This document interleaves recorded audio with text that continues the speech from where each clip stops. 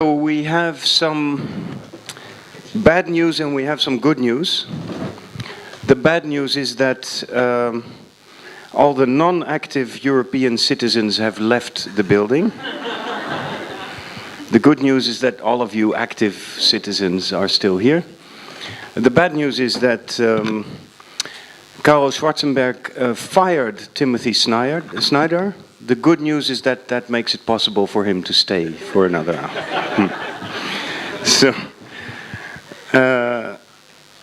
as we said, we would like you now to ask questions, and I would like to know if there's a microphone around for the people.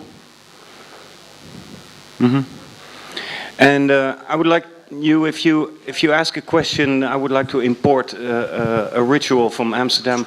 Please tell us your name, make it a question, not a statement, and tell us for who you are asking the question, so they don't have all of them to answer.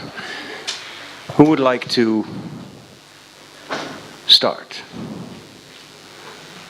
You are all civilized, brave, active citizens.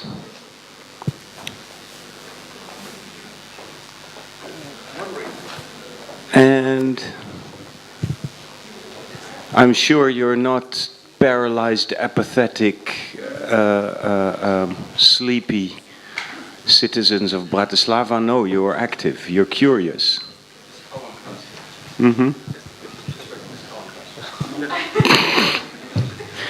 Well, the famous active citizen of Bratislava, Ivan Krastev, will now ask the first question.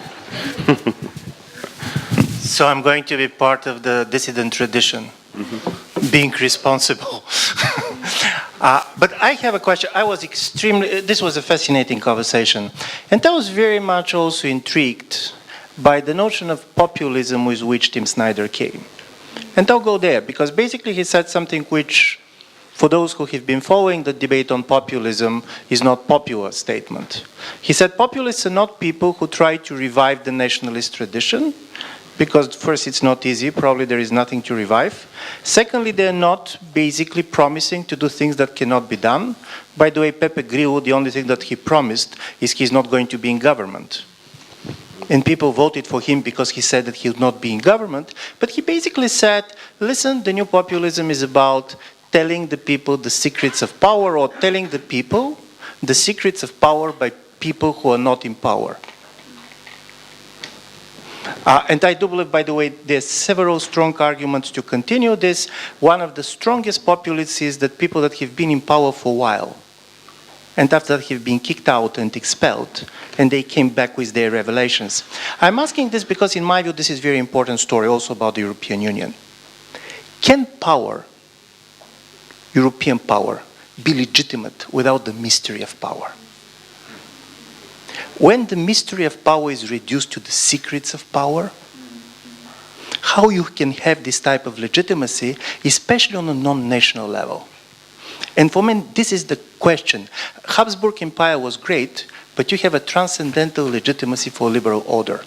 How we can reconcile the idea of a liberal order on which the European Union is based, and the idea of a popular sovereignty which reduces the mystery to secret? Who would you like to answer this question, Ivan? Okay. Okay. Timothy Snyder. Okay. Well, thanks. What Ivan Krastev has done is connect two different things that I was talking about. The first is one of the problems of legitimacy in the European Union. I mean, I was jokingly referring to the monarch. You could also refer to sports teams. Indirectly, both Pascal Buchner and Karl Schwarzenberg referred to past wars.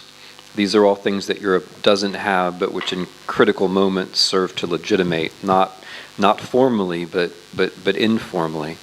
And then the connection between that and populism would be that the populists are the people who promise to reveal to you the secrets.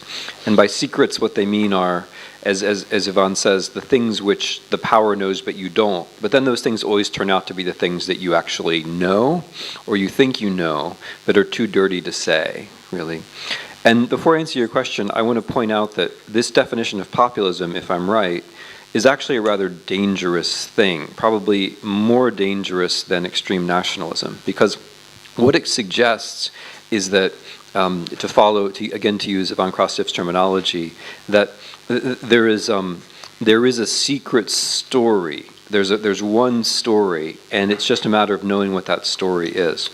That's the kind of dangerous coherence that I think Hannah Arendt quite correctly warned us against. The idea that there's one story, and if you have access to that story, then you understand politics, is a very dangerous idea because it's not true, but it gives you the power of narration. It gives you the power to draw other people in. It gives you the power to interpret everything. If it's all about some secret, then you always control the story. And this is an old problem, and it's coming back, I think, in a new form. And so here I quite agree with the question. And then you might well be right. The only way to answer that would be for the European Union to have something like a mystery. And honestly, again, I agree with, Bruckner and Schwarzenberg come at this problem from different positions, but there is a problem of the mystery of the European Union. There is a problem. I mean, from my professional position, the soluble part of the problem is history. You know, that one way to have a kind of palpable emotional sense of unity that you can't quite define is to believe that you share a history. Americans do believe they share a history. They can't tell you the dates correctly of anything that happens. You know, they can't tell you that what the Louisiana Purchase was. And, you know, they might be able to tell you a few battlefields in the South, but nevertheless they do deeply believe that it's part of one history, and they believe that even if they were Italian immigrants in the 1960s, if they were Jewish immigrants in the 1880s, even if they're African Americans, not always, but very often they believe that there's a story here. Europeans, despite appearances, don't have that. I mean, Americans come to Europe and we think, well, they must have a common history because they've got the Louvre and they learned all their dates for history in gymnasium. But it's actually the opposite. I mean, Europeans have a whole panoply of competing national stories, and the variety only emerges in moments of crisis. And those crises are of two kinds. They're the anniversary crises. So, you know, it's 60 years after the end of the Second World War. What do you have to say about it? And it turns out that everybody has something different to say. Or it's 60 years after the anniversary of the Warsaw Ghetto Uprising. What are you going to say about it? Everyone has something different to say. Those are the commemorative crises. But then there were the real crises, like the financial crisis, when it turns out that Greeks and Germans have all kinds of interesting things to say about each other's histories, which aren't true, but nevertheless clearly have resonance, and then make the crisis worse.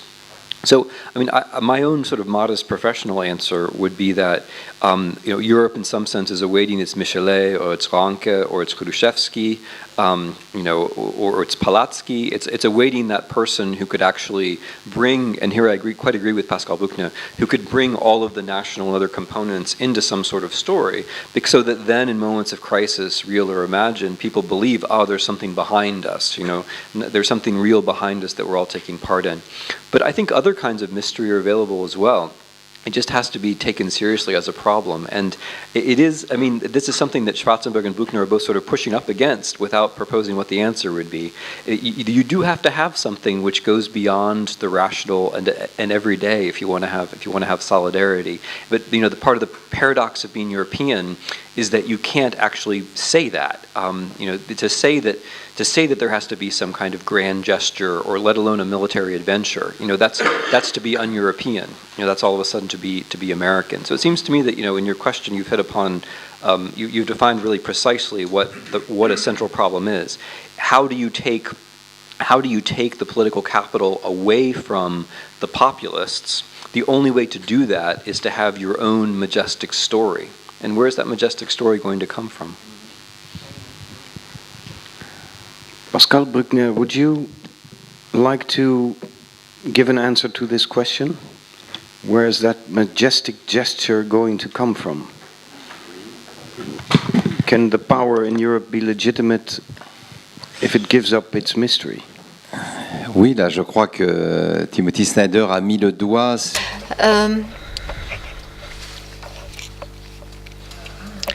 Yes, this applies to the shortcomings in the construction of Europe.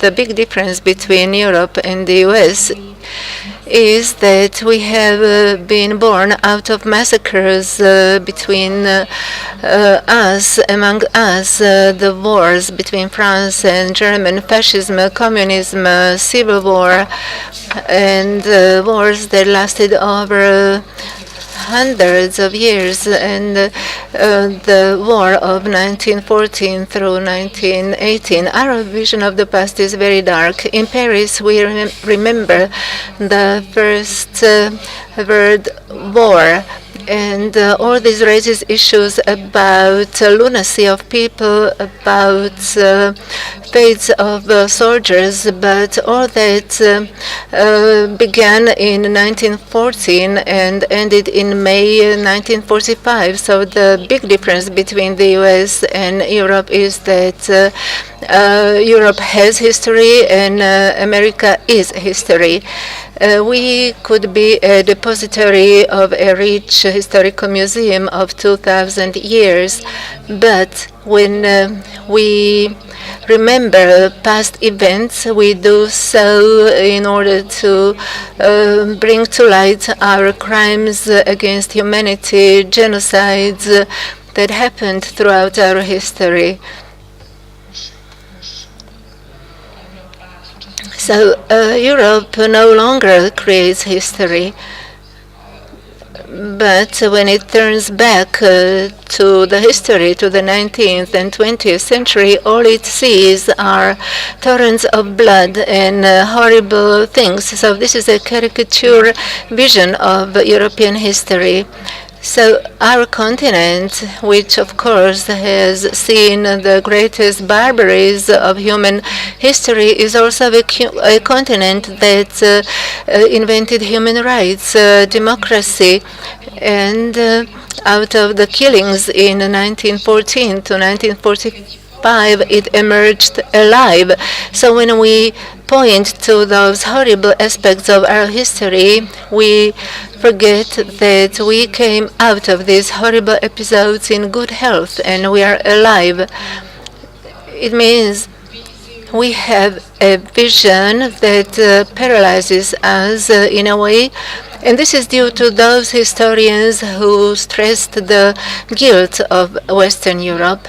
But we have to realize that the most important nations making up Europe admitted this guilt, and Europe, moreover, is the only continent that takes a distance from the barbaric acts it committed. So the Europeans are trying to come to terms with it and to prevent it happening again. We've promised one another not to use war to resolve our problems any longer. So, but we had an episode, it was ex-Yugoslavia, but I believe that it is impossible to measure the huge progress represented by our history and the lesson that other nations could take from our development, the nations that are still in war. Timothy is right that what is striking about Europe is that everybody is blaming Brussels, but what is striking is the powerless of power, because power is empty. There is nobody or we are lacking leading personalities, because those we have are so fragile that their power is very weak. And this is where the strength of the United States lies. It's the civil religion, in the words of Rousseau. It's something that gives politicians the majestic power that used to be held in the past by monarchs. And this civil religion is very difficult to be created, because if we want to create it, citizens protest that we are infringing on their freedom, that we want to destroy them. So the paradox of the current times is that we are not history, And we try to somehow detach ourselves from the big history. Wars in Lebanon, in China, India, are taking place. It is a well-known statement by Kissinger, who said, I don't know the phone number of Europe. And Europe, in order to have a greater weight in the world, would have to have somebody at the helm, would have to have the army. I remember that in the past, the Spanish defense minister said, should someone attack us tomorrow, we have no means to avert the attack. And this is not only true of Spain, it also applies to other countries. So this kind of civil religion that would have a symbolic meaning and would permeate the faith of every nation is very difficult. But we need to do it because we've seen the construction of Europe as a kind of a disappointment, and we need a new, bigger life. Majestic gesture. Now, we really would like. Now, obviously, you have intelligent questions. I just want to say in between, you don't have to, in order to ask a question, you don't have to be a professor or writer or famous. Yeah? And it doesn't have to be smart, even, the question. Just as long as we talk. That's what this is about. So, Marcy, Martin, if I can skip you for a second, there's one brave lady over there who would like to ask a question first. I don't want to ask first question. You do? I'm Sylvia Hebel, I come from Bratislava, and just to make quick, I'll ask in my own language.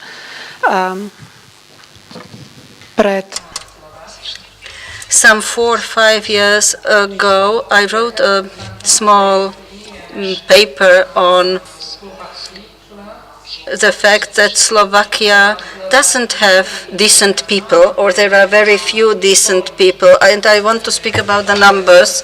There are several reasons. They left in 68, in 48, they left later, and they live till today.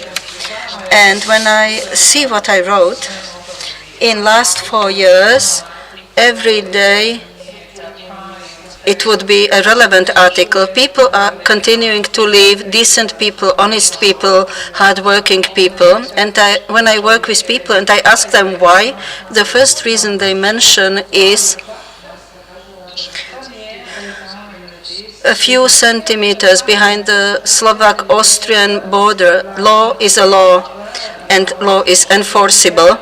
The second reason is a private reason, children's school, whatever. So I want to ask any of you who is willing to answer, is this issue a primary question for making people stay in their own country? Because that is what they define as a reason. And the question 1B is something I feel inside last 2 years. Do you think that, for instance, the restoration of radio liberty, broadcasting for the Czech Republic and Slovakia, would be a solution to educate a citizen, a European Slovak citizen? Because when you listen to our broadcasting or what you see from the education, or you follow the media, it is a intellectual poverty. The second one, I would say yes, please. Let's have radio freedom back, and the advantages you can travel all over Europe and still listen to it. But Leonidas, the first question. I'm asking it to Leonidas Donskis because Lithuania too is a country with a large diaspora, a lot of young people leaving, which is a question that the European Union has to tackle, because this is true for many countries in the Union. So how do you either prevent people from leaving or work with the fact that people are leaving and become citizens of other countries? Yeah, it's a very difficult question. I have to say that I see no solution because, in fact, over the past 10 or 12 years, I wouldn't like to dramatize the issue. I wouldn't like to use the word lost. But Lithuania, I have to say, so the population was 3.5 million. So Lithuania became independent in 1990 with a population 3.6 million people, something like that. Now, Lithuanian population is less than 3 million. More than 500,000 people left the country, and for many decades, Lithuanians were a nation of emigres. Of course, we had a very comforting theory that Lithuanian cannot live without the birch tree, the Lithuanian landscape, which is, of course, just a naughty joke, because we had a huge diaspora in the United States, in Chicago, Cleveland, LA. What happened was that now we have some diaspora cells in Europe that are larger than our diaspora in the United States. In London, for instance, Dublin, we have hundreds of thousands of Lithuanians. In Spain, it's near Alicante, it's around 50,000 people, so just in Spain. So in Dublin or the UK, it could be around 500,000 people. This is to say that many debates were held in Lithuania trying to address this issue and saying that, look, we are losing the most intelligent component of society, the most proactive, intelligent, and what is to be done about that. I was there. I was on those campus events many times, Oxford, Cambridge, Edinburgh, Warwick, and I used to have my public lectures in English and then my Lithuanian events with my fellow Lithuanians. And I have to say that the majority of people quoted what a lady emphasized in her formulation. That was exactly what was quoted by these young Lithuanians: the deterioration of public space, the awful quality of the media. So then very negative information, the inability to celebrate what is worth celebrating, then populism, catastrophe of our political life, meaning that, and I would say that in fact I was trying to address these issues and I would link my answer to what has been said by Tim Snyder, because in fact it's very much about the same. What happened was that just before the eyes of many young people, politicians became just, I would say, media constructs, or just, some sort of instruments of media, playing some communication games and becoming just a caricature of politics. And what happened was that for a long time I thought that we live at a time when politicians are Facebook and Twitter people playing some communication games and technology is a way of politics or ahead of politics. But I agree with Bauman at one point. Zygmunt Bauman described this as the following process, that the private conquered the public. And what happened is, in fact, that we live in an attention-seeking society where self-exposure is very important, and our grand narrative is a joke or an anecdote, which has become our political, historical narrative. And just imagine young people who had a narrative and very sentimental attachment to the country, which became the first breakaway republic, and which becomes a caricature itself. Over the 10 or 12 years, and just imagine discrepancy between a family story of the country and evidence which a young person can consult watching those intelligent faces on TV. So meaning that I agree very much with what you say, but at the same time I think that it was something that was quite natural. I can only remember my fellow Lithuanian, a poet and translator, Tomas Venclova, who said once that, look, the Soviet Union was less dangerous for demographic situation of Lithuania than the EU. No matter how much I admire the European Union, there will be many people who will want to leave the country. We can do nothing about that. The only thing is just to keep more or less intelligent policy, trying to make a country more or less attractive. Okay. And of course, to do something about the generation gap and generation change. Right, and I would like to follow up with Timothy Snyder.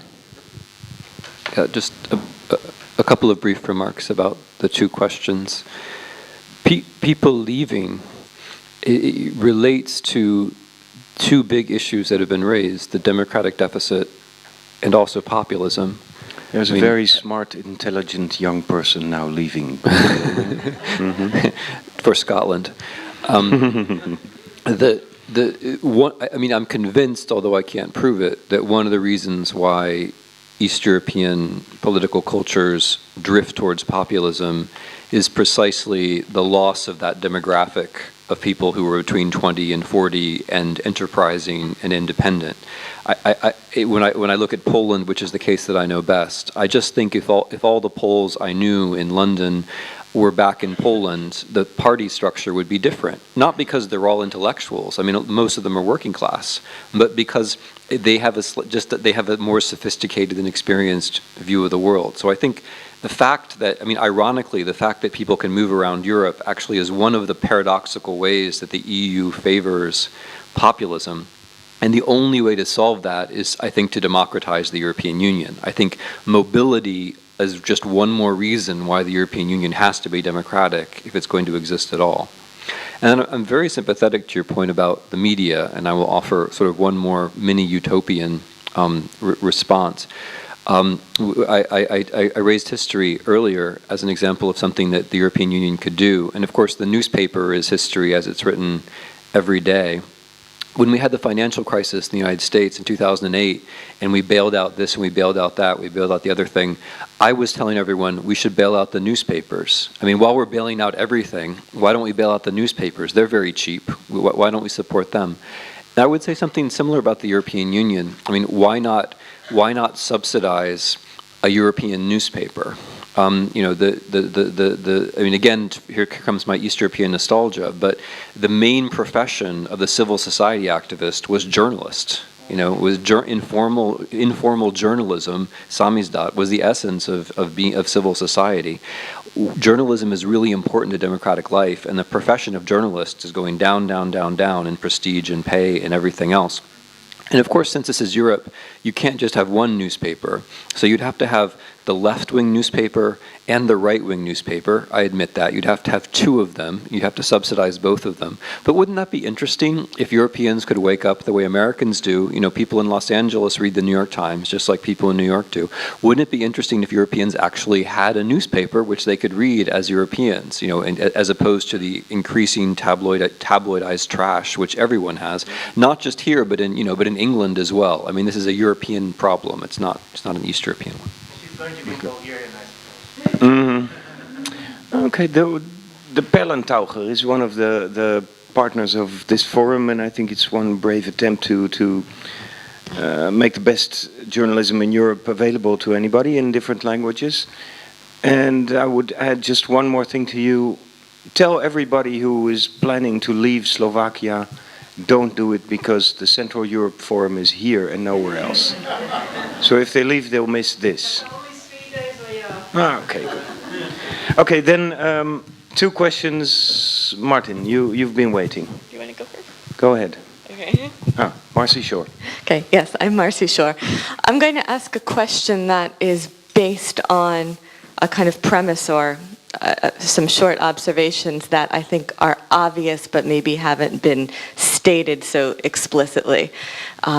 So there's a tension, obviously, in the idea of Europe, between Europe as that lofty pinnacle of civilization. All the great philosophers who were universalist and cosmopolitans generally felt that the universe, world history, really means Europe. You know, Europe is civilization, and outside of Europe, that's not really history, that's not really civilization. You know, that was true for Hegel, it was true for Husserl, it was true for Patočka. The idea of, and for Eastern Europe, certainly under communism, Europe as that ideal, you know, to which you wanted to return, to which you wanted to be part of. You know, Europe in the loftiest sense. There's that idea of Europe which I think still has currency, something intensely desirable, you know, even the object of a kind of nostalgia and longing and an idealization. And the past 100 years in Europe, and the 20th century in Europe was basically a bloodbath. You know, as Tim explained in his book Bloodlands, which was about a part of Europe, but in more general way, Europe was precisely the site in which, you know, Dr. Frankenstein's monsters of social engineering played themselves out. You know, so that tension between the empirical reality of what 20th century Europe was, and Europe as the idea to which we long to return, I think has been part of a transition in which then, and this is my question is now going to be about populism and perhaps populism as a symptom. In the past, 20, 25 years, as the European Union has expanded and as people have grappled with the idea of an open society in which there is open discussion about the past, then there is a need to obviously grapple with the past, which in some ways can never be processed because it was just too horrible, too horrible for anybody to digest. And therefore you could see populism as an inability to settle those accounts with the past, as an attempt, and I mentioned this on Friday, that in some ways, because we cannot possibly process our role in that past, that all of those horrible things that happen have to be in some way cleansed from us and put onto something else. And you can also see the rise of populism as something that is anxiety about the future, in a world that has, in fact, too little connection to the past. So my question would be, in which what Europe means, and what the future means is somehow the generational split seems so extreme that there's not enough being tied to the past, and therefore there's a kind of coming of hinged or inability to find some bearings. So my question would be to ask you to reflect on whether the manifestations of populism, and certain, proto-fascist movements like Jobbik, whether they are a kind of symptom in psychoanalytic terms of an inability to kind of come to terms with one's own role in the past, or whether they are much more about feeling too disconnected from the past and anxiety about the future. Beautiful, essential question. Who would you like it to answer? I think Olga would like to answer. Good. Mnie się wydaje, że Dobra. uczestniczy w polityce. If we are a part of politics and we have certain influence, then we see political processes clearly and as something understandable, but those who are involved in politics as the object of it, they have the tendency to think in the category of conspiracy, and that is the source of populism.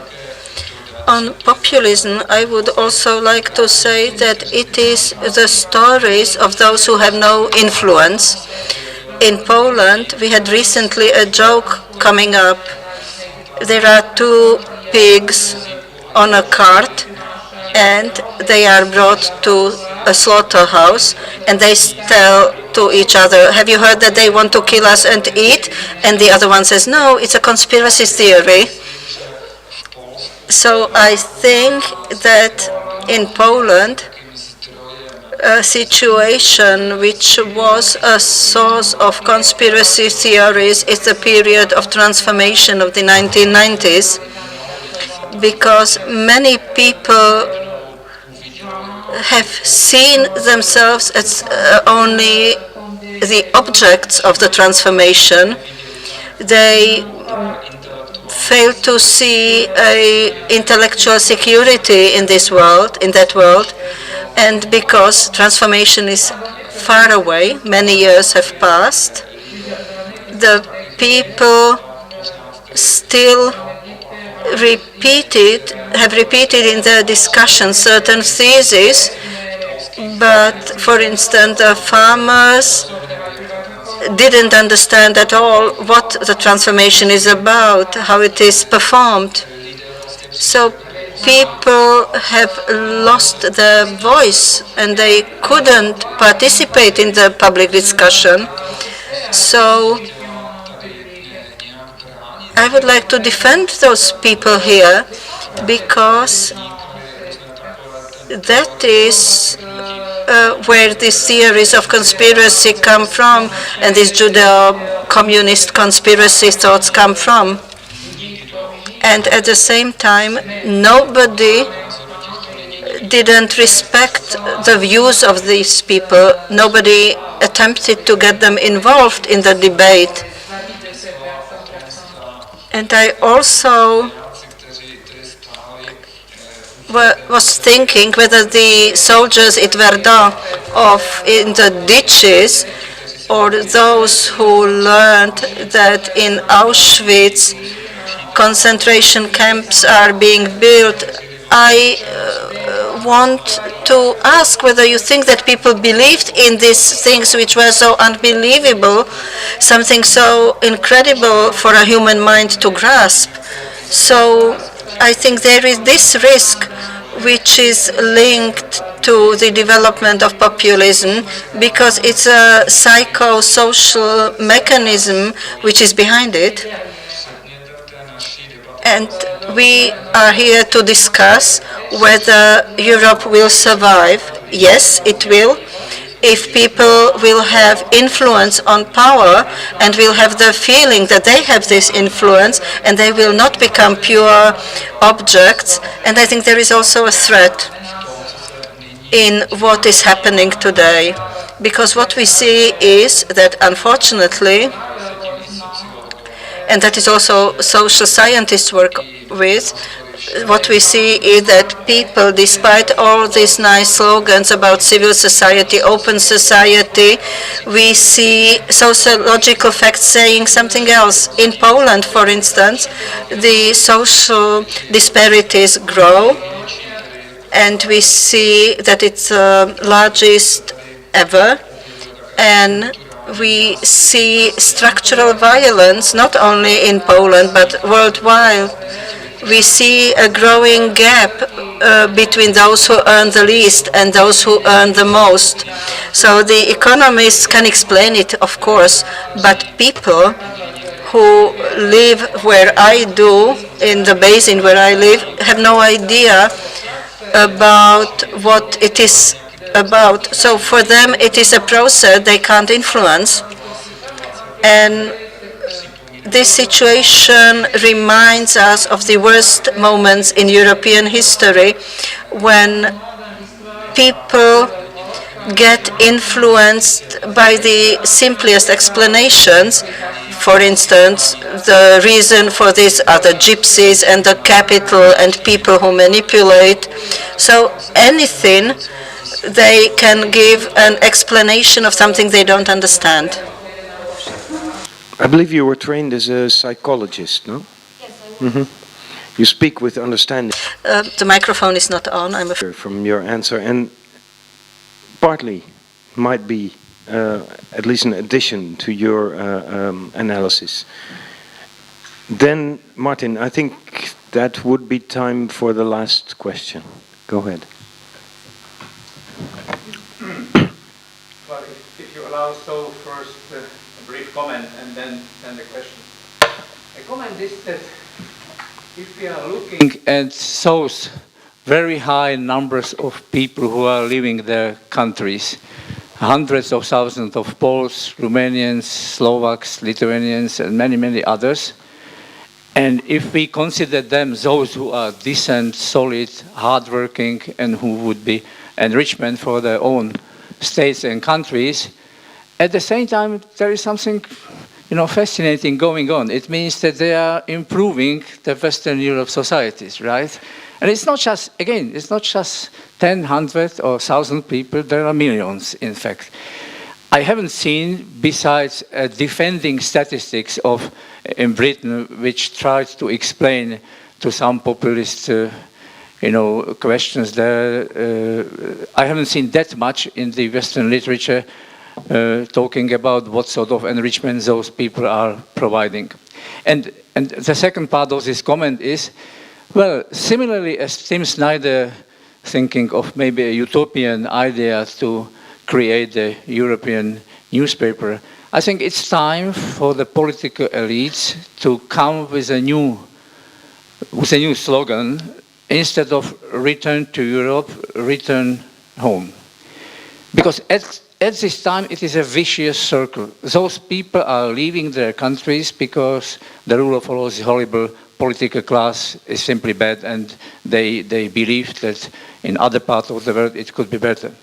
But it won't be better without people like them. So it means there is certain vicious circle, and if an enlightened political elite in these countries could come with this vision, with this idea, maybe we could, in the visible future, also achieve a change here. So this was the comment. And then the question is about narratives.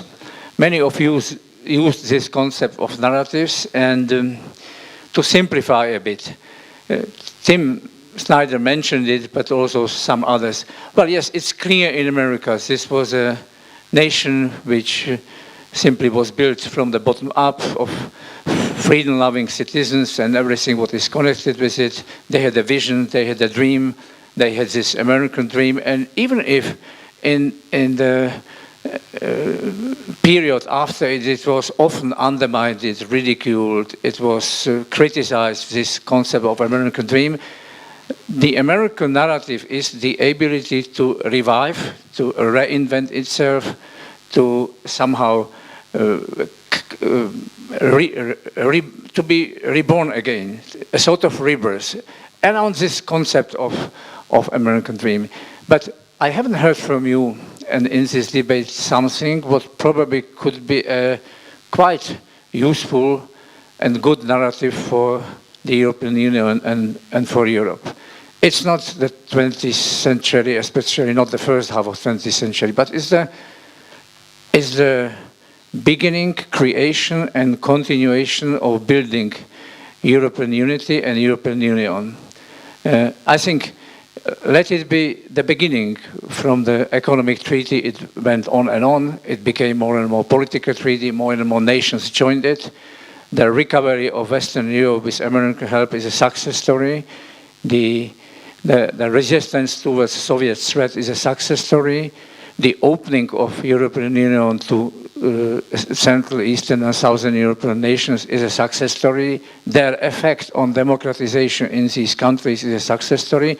What I'm trying to say, there is a certain ability, capacity to cope with the crisis. The crisis is a typical European word, very frequent, a very appropriate word, and Europeans are not that bad with coping the crisis. I haven't heard about this possibility of using this narrative, the ability of European institutions, European political community to cope with crisis, at least after 1950, after the creation of the Union and in the period of building this European house. Who would you like to comment on this European capacity to cope with the crisis? Who would like? If among the panelists there is someone who thinks that he or she has something to say to it, so anyone. Okay. So I do not have. Certainly someone, but he's a little bit tired of the whole struggle. So Leonidas, you might... Not to assume or usurp an exclusive right to sum it up, but just to say something about it. I think that what is profoundly European, and I try to repeat it on and on when I talk to my colleagues and friends, I don't think we need a unified and single narrative in Europe. I think we had it once in the Soviet Union, a unified narrative. Europe is about its unique fabric of languages and cultures. Every 40 or 50 kilometers we have a language and a culture, and this is a unique thing about Europe. And I think what is really unique in Europe is the dialectic of war and peace, or the dialectic of culture and politics. The political boundaries in Europe never coincided with the cultural ones. And during the warfare, we know that many countries admired one another in terms of culture. Look at England and Spain. 1588, this is the date which indicates the birth of Thomas Hobbes. At the same time, the Grand Armada of Spain is crushed, and one person barely survives the battle, whose name is Lope de Vega. And Lope de Vega is an admired playwright in England, translated into the English language. William Shakespeare knows that Spain is an enemy. At the same time, he admires Lope de Vega, Pedro Calderón, he admires Don Quixote, unable to read in Spanish. He is helped by Thomas Shelton, who translates Don Quixote from Spanish into English. England admires Spanish literature. although they are arch friends and enemies and rivals. In 1806, after the Jena battle, Germans felt humiliated by Napoleon and France. And we know what Fichte wrote and talked in his addresses to the German nation. And yet, young German intellectuals raise a glass of champagne to France every 14th of July. Countries loved one another. People of culture admired one another. We know an episode from Leo Tolstoy's War and Peace, when the knight Bolkonsky and some other people, they have almost a tragic feeling that they have to fight France, the country they love and admire. And I have to say that this is exactly what Europe is all about. The dialectic of war and peace, admiration and sometimes disenchantment, that culture which connects people, at the same time bad politics or catastrophes in politics that distance nations from one another. And yet we catch up somehow. And that's why I would say that this unique dialectic is really unique in the world. And we don't need any single narrative for that. Thank you, Leonidas, and I'm sure the European Parliament will miss you after the next elections. But we'll be able to read and look at you in all your other realms of activity. Listen, it's what is it, 5:30, 6:30, 5:30. We've spent 3 hours together. It's been long, intensive, and fascinating, as I hoped it would be. I think we should round it up now, because some of us need to go to bed, of course, also. But I would like to do so by summarizing, just if I can, a few of the things we've heard this afternoon, because it was important, and I think it's useful to look at what's been said. On the one hand, we looked the dangers to the future of Europe and the European civic society right in the face. We talked about the disconnect between the personal and the power. We circled around the main question, which is that what can be the motor, the impulse to successful Europe? Is it a conflict, like the conflict from which it was raised, or is it the civility that was produced, especially in this part of the world? Right now, Europe is a place where Europe itself should be a kind of civil religion coming in the place of earlier ideologies, but that is very difficult to create. Part of this religion is that we are supposed to deny the animosity of others, but the others are there and some of them are a threat. We've been talking about nationalism, we've been talking about populism, of course, in a society where all are defending their identity against all the others. Then you get populism, which might be the inability to deal with the horrendous past or the fear of the future. Populism could be described as a movement that wants to tell you the truth. The truth would be the things that you are afraid to tell yourself, and that truth would be you are the victim.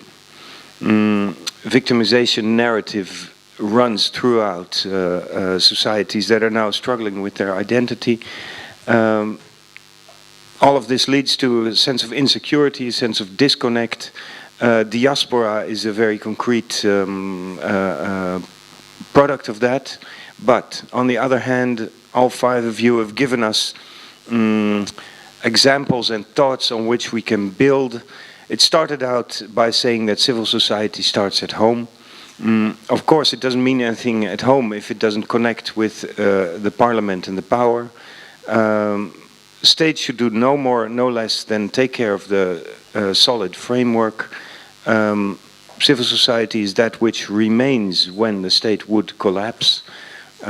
We went back to the Habsburg history, which is inspiring in surprising ways, and also teaches us that the nation state as an eternal paradise is actually fiction, because it was never like that and will never be like that. We talked about the founding fathers of the European Union. My neighbor said we should actually put a statue of Stalin and Hitler in front of the European Parliament because it started with them. But there's more positive examples, and they were mentioned here as well, that we could look at the Eastern European dissidents in this part of Europe who helped us towards '89, and they said two things. Politics will not be violent, and if we enter politics, we will not use violence. The other thing is we will not act as victims. We might be victims now, but we will not act as victims. We will take our responsibility. That was, to me, very important when we talk about us, all of us, not as objects of the transformation, but as subjects of the transformation. And finally, I was really happy that Olga Katurchuk gave us the recipe for all our future problems. Long time ago, during the Second World War, if we had a problem, we fled. We escaped to Switzerland in the hope to be safe. But now we'll do it differently. If we are enemies, for weeks or for years or for decades or for centuries, we simply travel to Korea, and then suddenly we'll discover that we're brothers and sisters after all. So, that having said that, I hope we'll see each other. Let other people meet in Korea, because they have problems. And I hope that we will see each other next year here again at the Central Europe Forum in Bratislava. And I want to thank the 5 beautiful people here on stage with us for a very, very, very excellent conversation, which Karel Schwarzenberg would like to conclude. No, not conclude, but because there was a remembrance of the old empire. I would like to remind you that the glue of the old empire, beside the figure of the venerable monarch, was a very effective, very efficient bureaucracy. The problem was that this bureaucracy slowly lost the feeling what the population wants. They spoke their own language, they had their own interests, and slowly they were surprised when the empire broke up. The bureaucrats didn't believe it to the last moment that it is possible. Just, for example, what can happen. And let's not forget that. So, Pascal Bruckner, Olga Tokarczuk, Timothy Snyder, Leonidas Donskis, and Karel Schwarzenberg, thank you very much.